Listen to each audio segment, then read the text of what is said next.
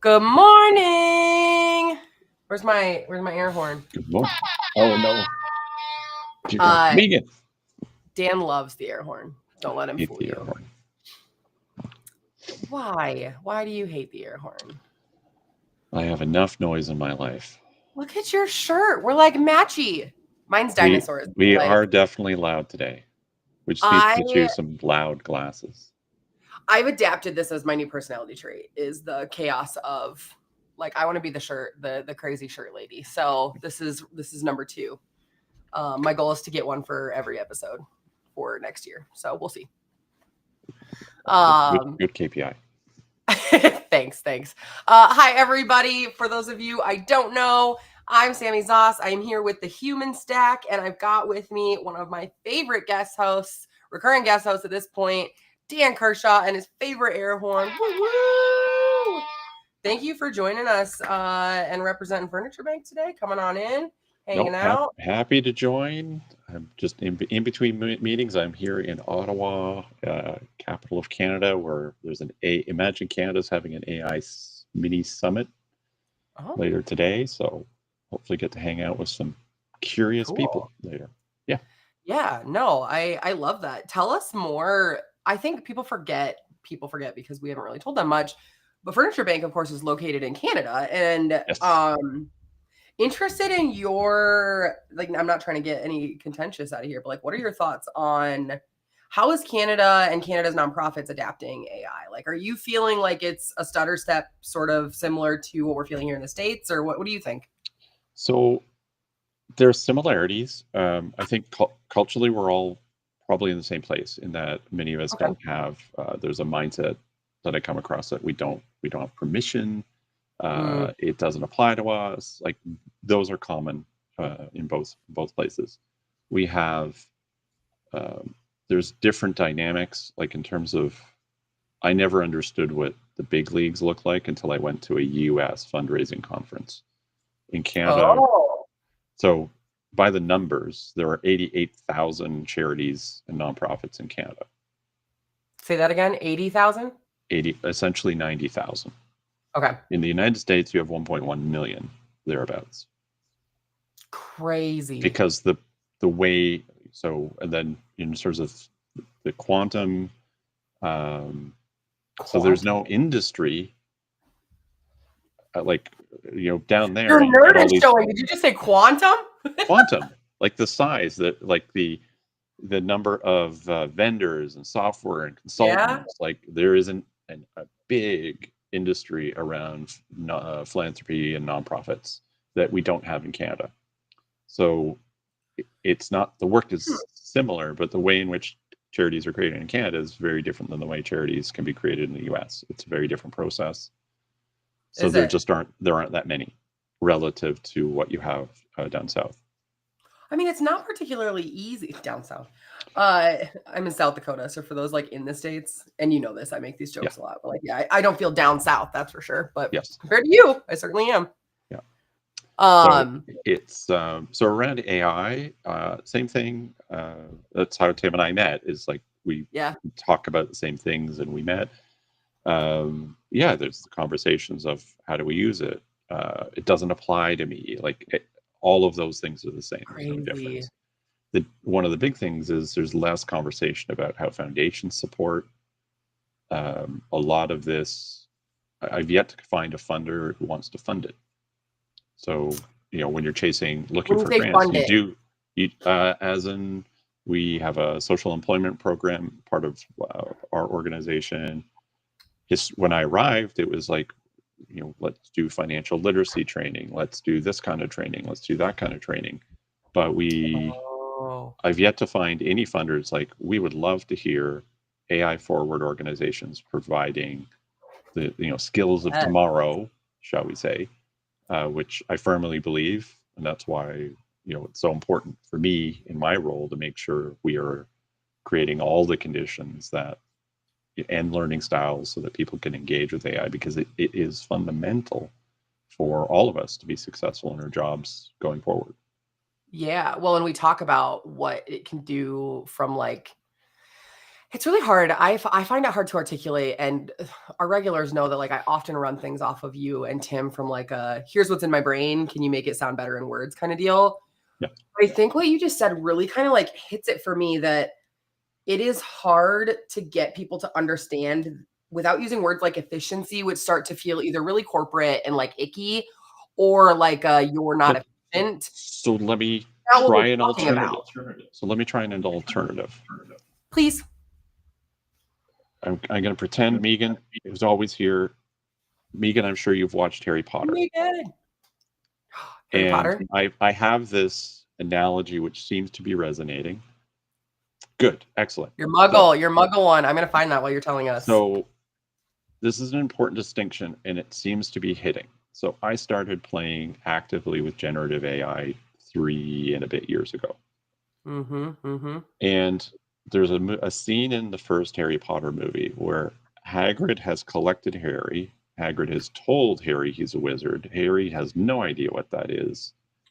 And Hagrid has tapped on the bricks and marched into Diagon Alley. And that one scene encapsulates where all of us are with AI. In that, people like me and Sammy and Tim and the people who we're all Hagrids.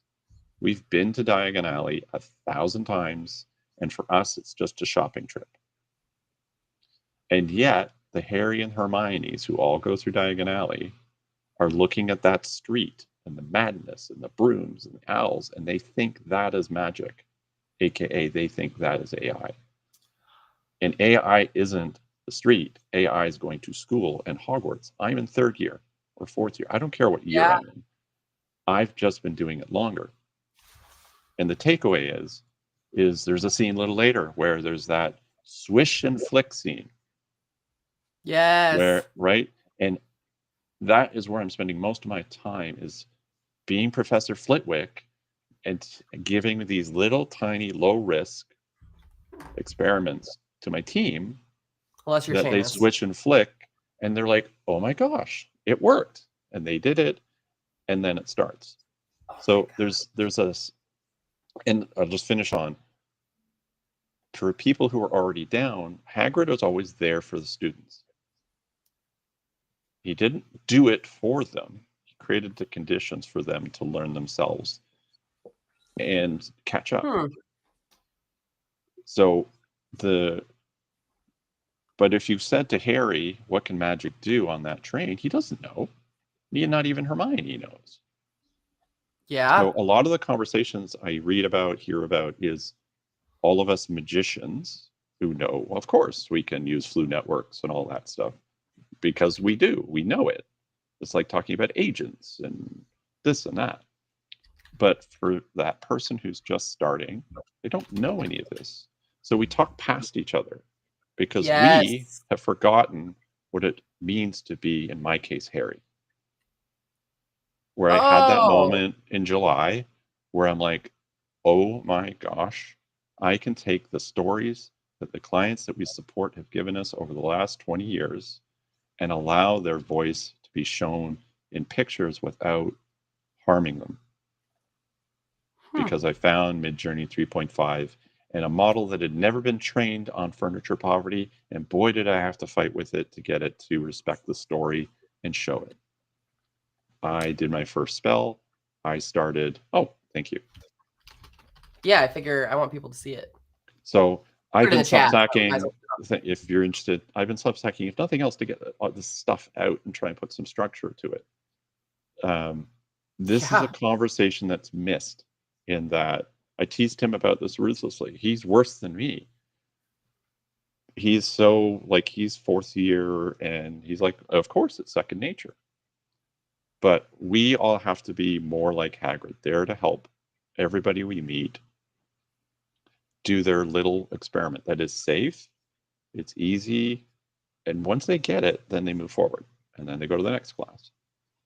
So I think that's what we're going to talk about today, is little things that are safe and easy and not complicated. But I can tell you from doing it with my staff, some of them have moved very quickly along their journey into school. I love that. So yeah, today this does lead in perfectly, and it's so funny because I wasn't really like intending to set you up like that, but I mean, I've read the article, right? So what's crazy to me, and this is what I love about like our little trio of the three of us, is I can read something and I can I've understood this metaphor, but then like you say it out loud, we talk it through, we massage it a little bit, and like you understand a little bit more, which is just serendipitous with like how this world of learning via AI is. So I want to give us a chance to get into it. Yep. Today we're gonna see Dan kind of talk us through. I know of at least two. He's done more, but he's got these little like experiments that he's run or activities that he's run with his team at Furniture Bank to sort of do the swish and flick options here. And so he's going to talk us through one. He's going to sort of show us through another that's a little more applicable to all.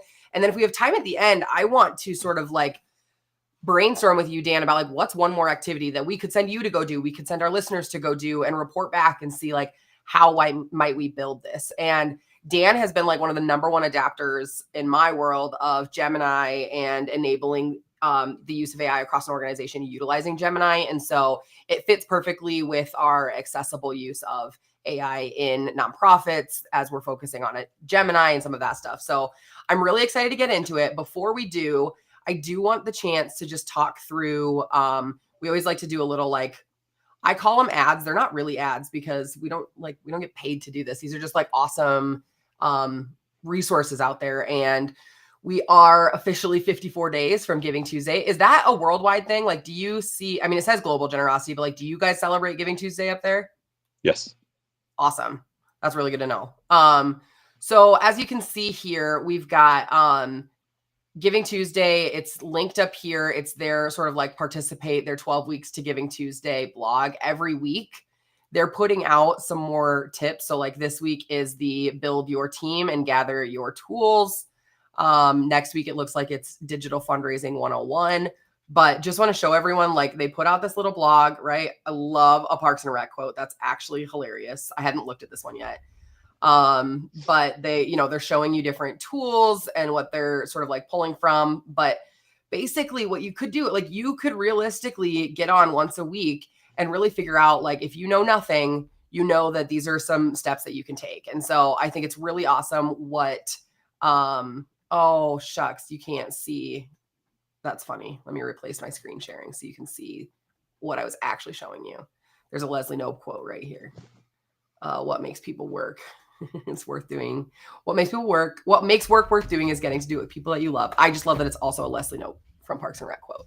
I didn't realize you guys couldn't see that until I came back to my screen here. But I just love what Giving Tuesday is putting out here, and they've got years and years of global data of what works well. And so, hell, if you want to make a successful Giving Tuesday, I don't know why you wouldn't go straight to the source. And they often, like in Canva, they give you like templates that you can then update with your brand colors and use. Like, it is amazing. And so I would definitely say hop on, check it out, and make sure that you are getting in and looking through. And if you find all the great tools on there, drop it into your Notebook LM, and then you got instant recall. Exactly. No, I completely agree. So next week's Digital Fundraising 101, excited to hear more about that. But on to the content of today's episode. Dan, can you talk us through? So I'm going to give people the sort of cliff notes of, you kind of already mentioned it, but we've got a lot of muggles in the nonprofit world, and you took on the role of first Hagrid and then Professor Flitwick, as you said in your metaphor, where you're like, how do I teach them just the simple swish and flick? Because they can start to understand from there. Yeah. Talk me through that one. And then I want to be able to maybe ask you a few questions, and then we'll go to the next one. So I ask, everybody seems to think AI is ChatGPT. And until you know it isn't, but until you know it isn't, it is. And a lot of people say, I don't want to use it, whatever. So I created I have an experiment, and if you actually read other of my Substacks, I have a hypothesis that with my team and their strengths, those strengths actually get in the way of them engaging with AI. So I took that hypothesis, and I've come across a tool which we'll share, which would allow you to take your job description, drop it into AI, and it would look at your job description and help you understand, with AI as it is, how that task or accountability is exposed to AI. And what it did is it created a worksheet, which essentially, I guess I can share a screen, right? Yeah, go for it. I probably need to, I'm sure there's some sort of approval I need to give when you do it. Chrome window. And I'm finding actually your Substack where you talk about this so people can hop over and read it too while you're doing that. There we go. Share. I'm going to do window or screen. Screen, no. Probably do window. I'll let you know if it doesn't switch. Okay, I'm doing that. So you can see me, and now we're going to switch. Now you can see the Google Doc. Yes, I'm trying to switch it up so people can see better. There we go. So I created this template if anybody's interested, but I know I need to go first on everything. Because there's there's so much fear. Another nerdy deep research. I went and looked at the top 100 science fiction movies in history, and was AI helpful or harmful? And no surprise, our popular culture, AI is all evil, horrible, end of world stuff. And if you don't read a zillion books like I like to, you probably have in the background that AI is probably bad because movies say it is. Yeah. So this is a document I gave to my team, but I started with myself, and we're looking at myself.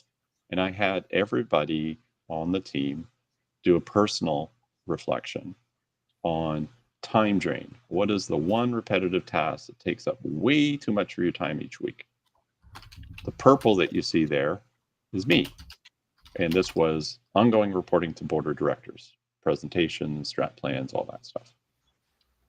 The second question for everybody was energy drain. What is the one task you find mentally exhausting or frustrating? And we all have these. Even if you don't use or want to use AI, we all have things that waste our time and drain our energy. And then if you had an extra hour or two a week or a day, where would you feel you would want to spend its time to make the biggest difference?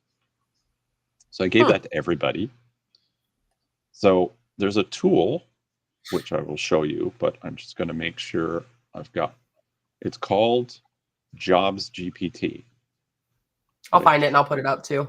Yeah, smarterx.aa Jobs GPT. I find a lot of the best tools are also over in the for-profit space. Another surprising thing in our sector. Our sector tends to, it's the legal structure is different. We can't use that training. But AI is about people. It has nothing to do with legal structure. So SmarterX has some great material. And this is a free GPT, which I'm just going to jump over to it. You click it, up pops this screen. I'm assuming you can see Jobs GPT. Yep. Okay. And I think I still have it in here. I've pasted my job description. Everything I meant to do. This is good. You can use it if you have somebody who's like, I want to go into pick a degree. I'm curious about this job. It's everything about roles, jobs, tasks, the future of work. It's trained on all of this stuff. So I'm just going to hit return. That's all I did. And that's all everybody had to do is take whatever is their current job description. We also discovered a lot of our team don't have up-to-date job descriptions. But here's the neat thing. What comes back is evaluating what's there and looking at, with the tech as it is and as it's trending, how exposed are those individual tasks exposed to AI?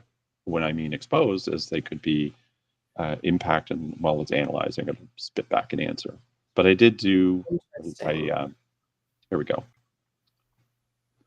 Oh, that's cool. Well, okay, really quickly before you get into this, yes, I wanna like underscore something, because when we started talking, Megan, I did share the link, just so you know, in the chat, both on YouTube and LinkedIn. But really intrigued, like, this is so applicable, right? How many of us have a job description that hasn't been updated since I was hired, which was God knows how long ago? You know what I mean? Like some of that stuff, like how much of it is even relevant anymore? So if it's not relevant anymore, is that helpful or harmful for this process? So, because it is harmful for the process, but part of the workshop is, and like if anything's missing, just add it to what you put in there, because it isn't about having a perfect job or accountabilities document. For me, this was getting people using a GPT. Got it. Okay. Small, free, no, there's no risks, no failures. And the intention was, jumping back, and you can keep engaging with this. So like we could spend the whole day on this one, but essentially, I think there's a on my Substack, I put the whole my answer in my interpretation of it. I think I put my job into AI or something. Yeah, in the top left-hand corner, I've got a little QR code up for everyone to. But what it does is it helps look at, so I'm going to, pick on fundraising and grant writing. This is for me, exposure level. And the interesting thing is estimated time saving. And if you keep engaging with it, as I did, when you put a value on time, like if you don't want to work 60 hours, for me, my punchline is, if I really lean into letting AI augment my role, I will free up 30% of my time at a minimum. And what do I do with that time? And for me, that resonated when I applied to my team. There's one person on my team, she lives for her daughter. And her mission is, and yet she works extra hours to make sure her roles are done. And my message to her is, your KPI is time with your daughter. And I love that. When you connect, this isn't about efficiency. This is about freeing it up. For some people, everybody's why is different. Some people want to spend more time with clients. Some people want, like me, I'm still going to work 60, 70 hours a week, but I'm going to work on the fun parts of my job. Yes. Yes. So what we did is everybody had the homework. And with this, everybody got to do this. And then the next part was I gave everybody some prompts. Try this prompt. I need to reduce the time I spend on blank. Give me a list of 3 specific ways an AI assistant could help. For each, describe the potential benefit and potential risk I should watch out for. And again, it spits back ideas. And again, it starts to see, this isn't Google. It's not trying to give you a blue link. It's able to collaborate with you. And again, this is about 8 people. And they all did it for all different roles. And I gave them more prompts and all of that. So everybody then put their shared documents together. And I'm showing quickly everybody's documents. But the magic, I'm going to stop sharing here, is we then came together. So sharing and transparency is the opportunity here, where everybody's together. And then it was, we'll gather here, and we're going to use Google Meet, and we're going to record this to sort of pull out the wisdom. And we walked through, again, a little thing, but Google Meet and a transcript is gold. And we had everybody talk through their own observations. But the funniest part, and everybody had different things, time wasting, energy wasting, like it was gold. But the funniest thing is the warehouse manager, he didn't get to the homework, but he was able to make it to the meeting. And when he orally discussed his pain point, everybody stopped and said, we gotta help Jordan. Oh, that is not where I thought that was going, actually. Because when he articulated the time wasting, energy draining were the same thing, he was essentially a paper clerk for a warehouse manager moving tens of thousands of pounds of furniture. So we are literally this week fast tracking how to make drop-off donors. It was a very paper intensive process that nobody had really talked through. And this was just leveraging getting shared wisdom, because all of our teams have wisdom. but there's never been an easy way to capture it, because who wants to take detailed notes? But if you have an intentional conversation and some people who want to chain things together, we're going to literally help Jordan, in his case, free up at least an hour a day. Yeah. We'll have a prototype by Friday, and we'll fine tune it over the next 3 weeks. So again, none of these things were big. And of that group of people, some were a little further ahead, like they were already in their own version of Hogwarts, learning whatever is important to them. Yep. But one in particular definitely was Hermione, using that metaphor that I've been running with. She's raced into first year, and she's doing things, because a lot of it was these, what I'm calling these 5-minute experiments. So it would be, hey, Sammy, if you got 5 minutes, I've got something I think that could help. Okay. Yeah. And if Sammy has 5 minutes, then I'm prepared to give a small little magic lesson, sticking with the magic metaphor. So a notebook LM, a what to do with a transcript, a how to take your daughter's drawing of your daughter and grandpa and turn it into a cartoon, and then turn that cartoon into an animated video that the daughter can now and is doing with her grandpa all the time. Again, little magic. And it shows, they start looking backwards to go, oh, I understand. And it's just adding those little bricks. And yeah, like and that's that escalator thing I talk about. Everybody steps on an escalator. Megan, I haven't physically met you, but you're on your own escalator. You're learning your way about AI and automation and how you can put it to work in a way that resonates with what's important to you.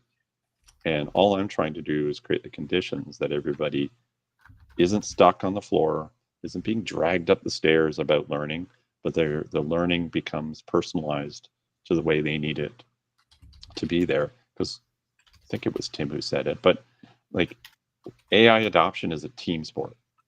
It's not a solo sport. I am going to be like the ninja, but I'm doing it for me because I want to be more effective. That's why I was asking you about superhuman for AI management. Like, I want to free up my time for high impact stuff. But for an organization to collaborate successfully with all these, utilizing AI, it has to be together, but everybody's at a different place. And that's where like getting everybody to play with the same things is so important. Interesting. Together. I'm looking up so much stuff on the side here because I have like newfound. It's like thoughts. The little league soccer team, the Tykes running around. That first game, they're falling all over the place. Like, again, if you know soccer, you're like, that's a horrible soccer game. Yeah. But for the kids, they were like, we're rock stars. And they are rock stars because they're on the field trying. Yes. And over time, when they look back, they're like, boy, we were bad at this, but that's not the point. Are there for some reason the soccer analogy gets me into like, is this like a slippery slope of participation trophies? Only if you let it. Okay, tell me more. So like for me, it's a double-edged sword for me, which is it's a non-negotiable. To be successful at Furniture Bank over the coming year, you have to become competent. You don't have to be a ninja. I have a scale of I'm a noob all the way through I'm a ninja on any topic. Excel, PowerPoint, agent, that's the scale. I don't need ninjas in every position. But there's that middle range where you're confident enough, comfortable enough that when you run into something you don't know, you don't feel afraid to hide. That you will reach out to somebody who is a ninja. Pivot tables was my old. I love pivot tables. Oh, yep. Most people, when you give them, here's 250,000 rows and 26 columns and I need an analysis in 15 minutes, most people freak out. I can't do that. But anybody who's done a pivot table knows, well, that's easy. But most people will hide. Like being vulnerable in general is hard. Being vulnerable in our sector, I suspect, is harder. Well, that is such a great point, Dan, because one of the things, I'm younger in this industry, right? And I have learned the hard way many times. Curiosity is not rewarded in our sector. That might be changing. And obviously we think it should. Yes. But curiosity can feel like probing without boundaries rather than genuine curiosity, and being able to identify and then encourage that in an organization is scary for leaders because what other, like, it's that old age-old metaphor of like, what if we spend all this time and money training them and they leave, and then like but what if we don't and they do, or what if we don't and then they don't I'll give you the answer. What if we keep using clipboards to run our furniture bank and we never use a computer? Yes. Or the internet?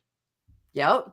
That is the metaphor. We can stay static in the way, but when put to responsible and beneficial use, this is the equivalent of getting a computer, getting the internet. It is a paradigm shift in how we work. And that's part of the scary parts. Yes, very scary. Because it's like accountants were up in arms when Excel came. Yeah. Like, go look in the past. Calculators, there are teachers marching on the streets with placards.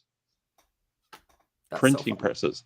Every major, like, there were disruption. There were people who were not okay with it.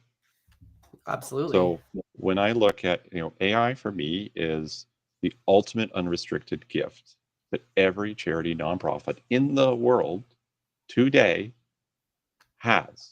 The ability to immediately access and not have to be beholden to a funder to say, please, may I? And leaders are accountable for creating the conditions to be allowed to be curious, to allow to experiment. Swish and flick, the student next to him blew up his feather. Seamus. Let's go. Yes, it was Seamus.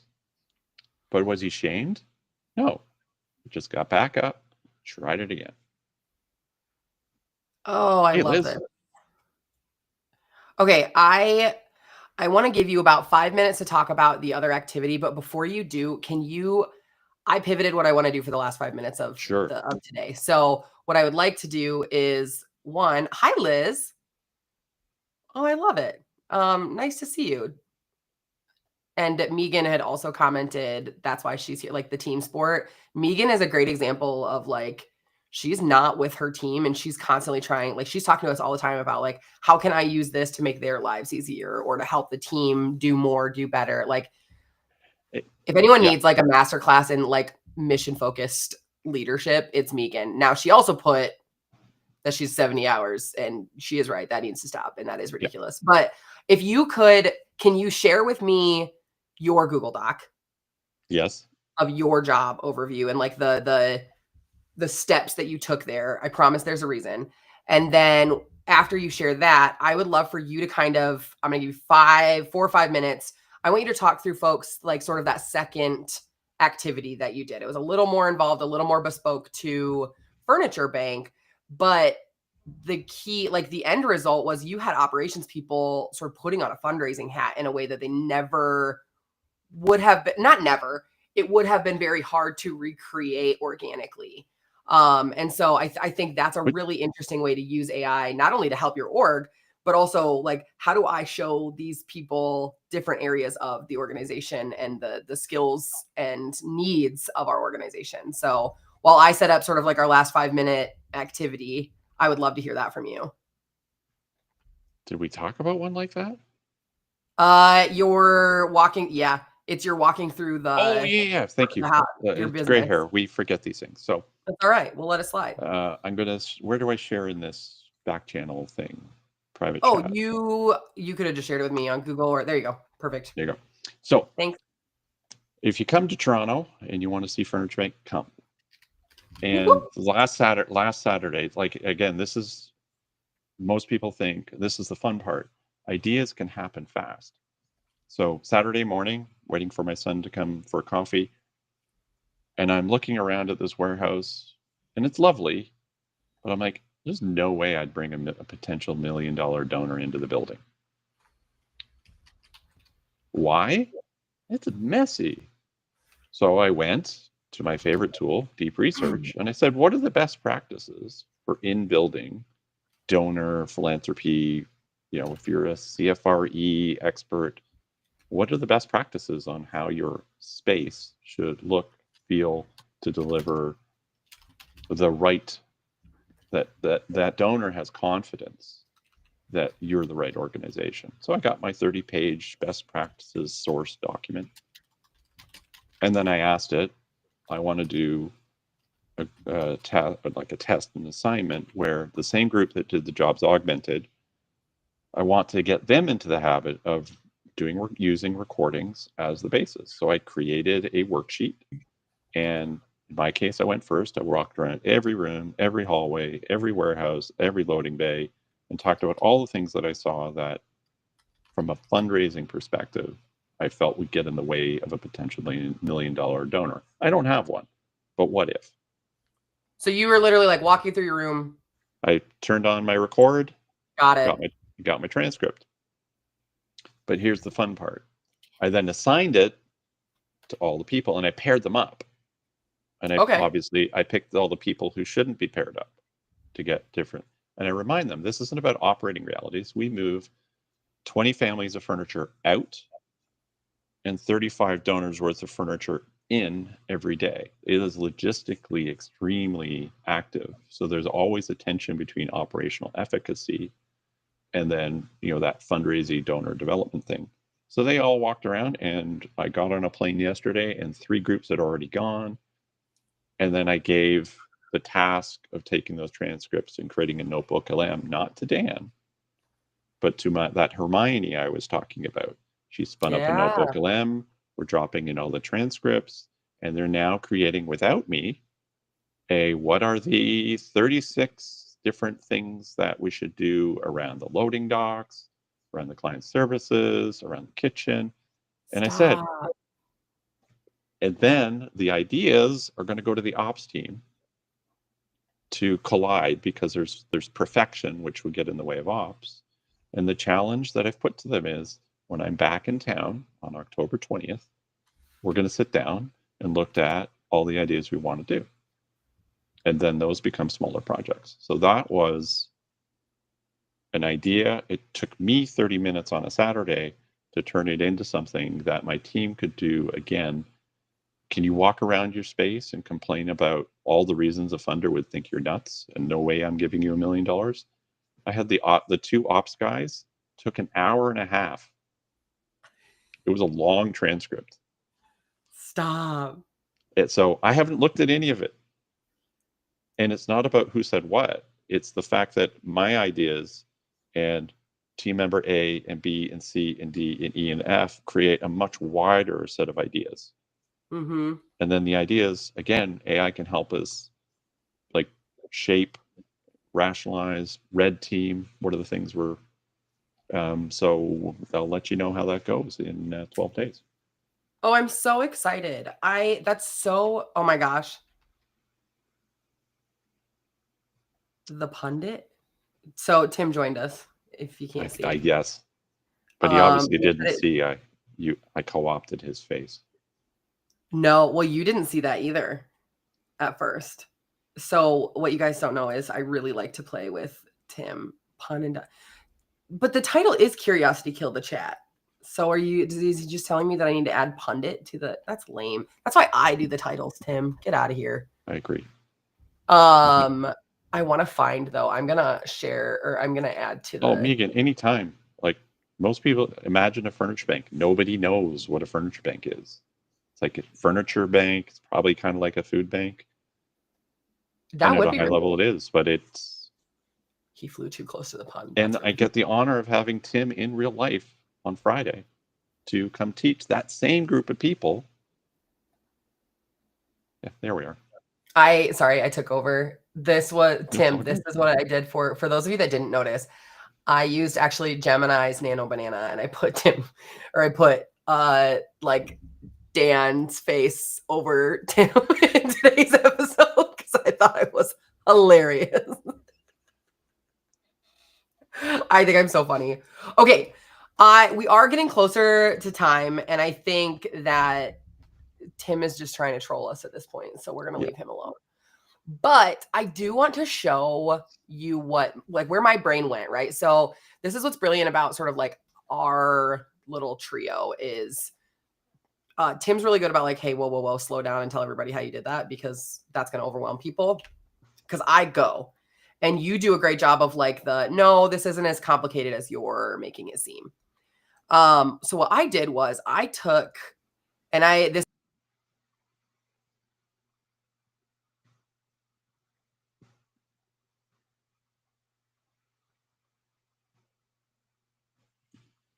Did I lose you?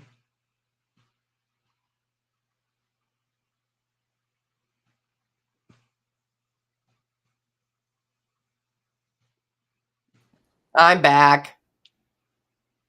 Was it a full panic or? No, I'm like He goes, Tim Will? Puninator you or something?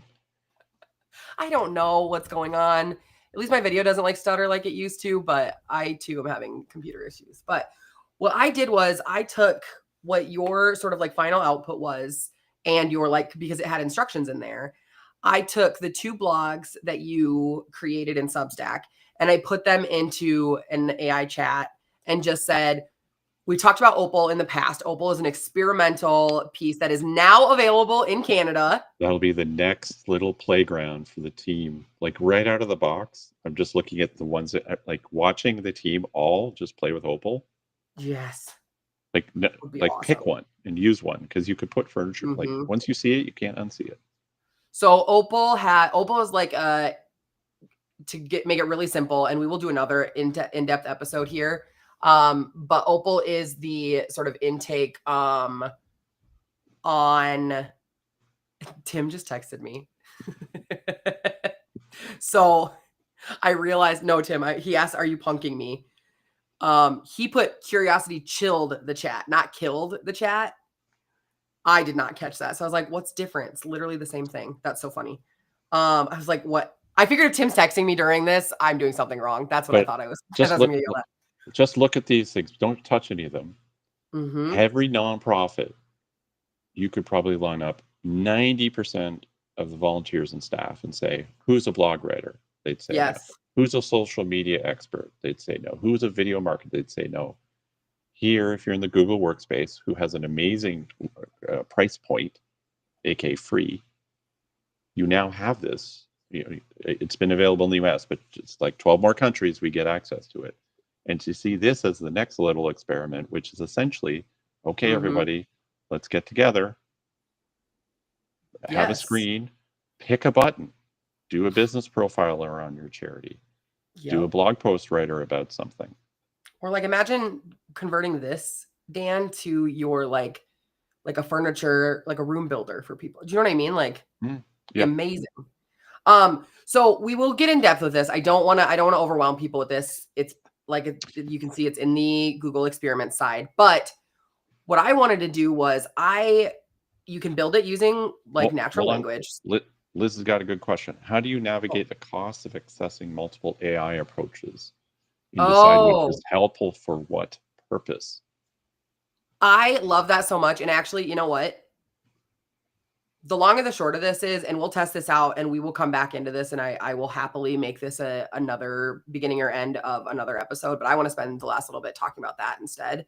But what I did was I basically just tried to build like, what is an app version of that? So you didn't have to send a document. You could send something that then like helps people through it. So while this is loading, let's talk about Liz's question. So Liz, one of the reasons we've focused on Gemini, so Google's AI, the most, and so you can see what we've got here. I'm going to stop screen sharing now. Yep. One of the reasons we focused on Gemini is it is the most accessible to enable org-wide for this type of play.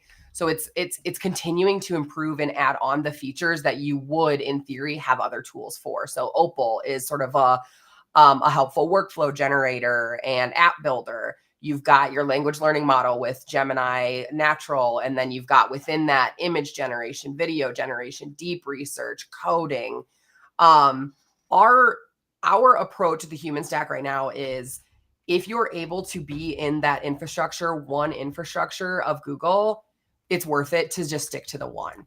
But it's fair. I mean, I feel like I have something new I'm trying to like try out and pay for I mean, Dan and I were just on yesterday talking about email tools and trying to figure out, like, is it worth the money to even test one out? Because do you have the time to learn it? Do you have this, that, and the other thing?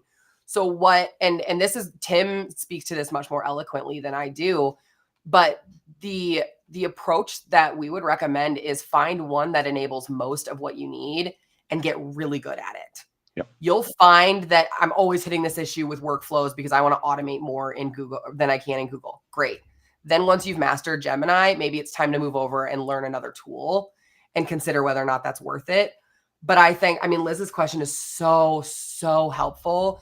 And I would actually, that's why I kept pushing back. Like, I think we should do something other than Gemini or like do more things. And Tim, Dan, Megan, like everyone rightfully pushes back. And we do toy with some other areas, but Gemini being 75% off if you want the paid version, being SOC 2 compliant, if it's already part of your organizational infrastructure, it allows you to enable curiosity and use of AI across the board in a way that is so much more affordable. Yes, yeah. And the sharing now. Like, that's newer. As I said earlier, AI is a team sport. Team sport requires sharing. There shouldn't, like gems, you know, is somebody going to create a giant gem? I might, and then I share it.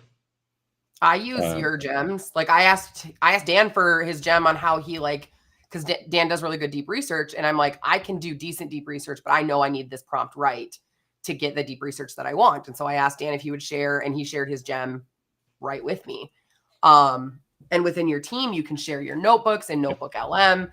Like there is just so much more of a combined infrastructure if you can stick to just Google. Now, if you're in Microsoft, that's something we've talked about in the past. You're likely to need a couple tools because they don't have this same infrastructure yet. Though I'm seeing more and more, like Microsoft's got Loop, which they're starting to add. It's more like some of the Notion AI stuff into it. I mean, there are tools. And Liz, honestly, what I would ask is please put in the chat, like, what are the different use cases you need? Because I come up with whatever we want to do about 3 days before AI for Anyone Live goes live, because I want to know what's happening. And so I would really love to know, like, what do you want to do? And I can tell you if Gemini can do it or not. And Dan and Tim and I, we will happily walk through the rest. That exercise, having everybody speak to time, energy, and impact, sort of the two wasters, drainers. When you combine all of that, AI can help you tease out where's the biggest pain point. Yes. Like if we had the time, we'll make the time. If you really have everybody, you know, Post-it note all of the, you can imagine a wall of time wasting and energy draining. Take a photo of it, and an LLM can say all of that adds up to these two tools are probably worth experimenting with. And that's one of the big things I'm doing is experimenting. Is it cost effective, time effective? Is it easy to learn? My poor wife has to often, honey, I think this is straightforward. She's my Luddite. I love her, but if she doesn't find it, so it's a nice. But she's my litmus test of can this be shared with a much wider and diverse experience set at Furniture Bank. I love that. I think, Liz, if you're willing, shoot me a message on LinkedIn or I'll reach out to you. But I would love to, I see that, I'll share it here. I would love to base the next couple episodes on like, let's walk through what that looks like, how to find the best use cases for your organization. And then how right now, and like I said, we don't get anything for utilizing Google. We just think it is like that sort of the human stack approach right now is that it is the best for curiosity and enablement across your organization in a secure manner. And so we're like, how do you use it responsibly, ethically, and full of curiosity? And Gemini seems to be that answer for us. So it is not that like we're big Google stans here. But I would love to hear from you, like what that looks like, and then be able to say, okay, here's what we're able to, like, we're going to teach it. We're going to walk a Liz Weaver through it and see at the end of the next 4 episodes, where are you at with your organization and what decisions might you make? I mean, that would be super fun. I would love to do that. So please feel free. And anybody else, right? Liz just happens to be the one that I'm picking on today, but we do it with Megan all the time. So all the best questions come from Canadians. Is she from Canada? I love that. Okay, well, As I do with you or Tim or really anybody, we always go over, and I do kind of love that. We try to stick to around 45 to 50 minutes. We love that everyone hangs out though. So please feel free to check us out again next week. If you're interested in continuing on with the party, the Upskillerator group is the group that meets right after this. And with Tim out, actually, we've got another Furniture Bank rep taking the lead. And then Tim 2.0, otherwise known as John David, the new and improved Tim Lockey, will be working with Dan Lombardi from Furniture Bank, and they're actually leading today's Upskillerator. So I'm super excited. This is a group where we get in, we actually do some of the practicing together. It's a much smaller group. We try to keep it to about 20 people max, and we really just get in and experiment. Yeah, we have a lot of fun. We play. He's watching. I'm nervous. What did he say? Oh, just awesome. Oh, he just said awesome. It's all good, but yeah, he's trying to be Upskillerator's been really helpful because that's like it's what's connected us to this work. I've got to say, I never thought I could vibe code. I think I was telling you. Sure you can. We Upskillerator. We tried Replit. 30 minutes in, I've got it. Okay, yes. I'm off. And that is where we explore other tools. So AI for Anyone Live is like the lowest barrier. And it is about this, like, how do you get started? What are the swish and flick tools that we can teach, the swish and flick actions that we can teach people? Upskillerator is, you're getting ready for your OWLs if you're a real Harry Potter fan. So, and it's just fun. Like, we fail every week, and it's the absolute best thing. And it's a diversity. Everybody there is from different sectors, different roles. Like, it's a constellation of society. It's awesome. We love it. So with that, we are going to head on over to there. It was wonderful having you, Dan. Thank you so much. Where's my air horn, your favorite?